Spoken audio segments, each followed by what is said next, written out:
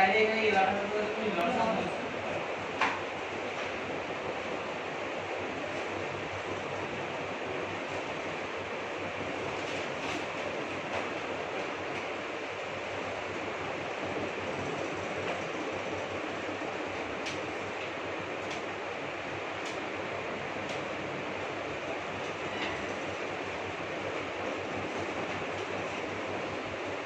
Exception আছে।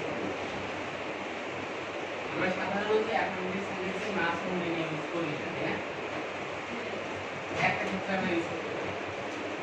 এটা হচ্ছে মাস এবং মেনি যদি আমরা অ্যাকাউন্টিং সেন্টেন্সে ইউজ করতে চাই, তো মাস এবং মেনি ডিগ্রি ইউজ করতে হবে। ডিগ্রি বলতে বোঝাচ্ছে যেগুলো দ্বারা মাত্রা বোঝায় এমন কিছু ওয়ার্ড ইউজ করতে হবে।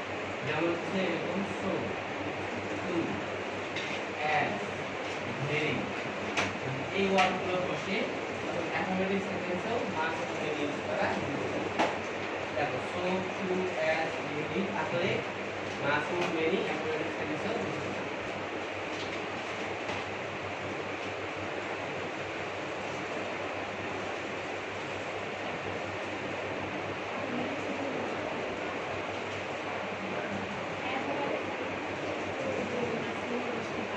সো, টু, অ্যাজ, ভেরি থাকলে মাস এবং মেনি অ্যাফার্মেটিভ সেন্টেন্সে ব্যবহার করা যেতে পারে।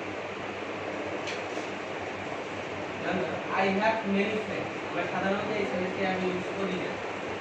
তার কারণটা হচ্ছে মেনি থাকলে সেন্টেন্সটা হয় নেগেটিভ অথবা ইন্টারোগেটিভ, কিন্তু দেখতে পাচ্ছি সেন্টেন্সটা হচ্ছে অ্যাফার্মেটিভ। তার মানে এখানে আমরা কি করতে হবে, এই জায়গাটা আমাদের ডিগ্রি যোগ করতে হবে। দেখে ডিগ্রি কেন বলছি, ডিগ্রি মানে হচ্ছে মাত্রা।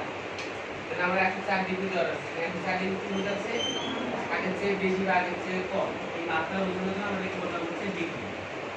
তাহলে যদি আমরা মাস এবং মেনিকে হ্যামোদক বাক্যে ইউজ করতে চাই, তখন কি করতে হবে, এই ডিগ্রিগুলো ইউজ করতে হবে।